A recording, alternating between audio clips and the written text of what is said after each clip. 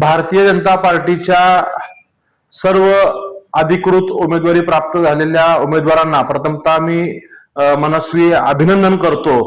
उद्याच्या निवडणुकीसाठी त्यांना मनापासून शुभेच्छा देतो।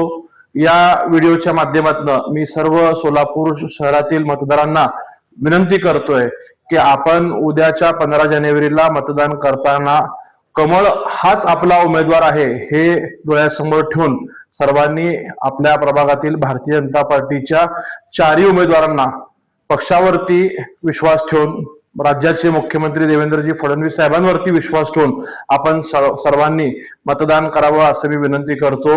आज सगळ्यांची अधिकृत उमेदवारी पक्षाकडे जाहीर झाल्यानंतर कदाचित अनेक जण संभ्रम निर्माण करण्याचा प्रयत्न करतील।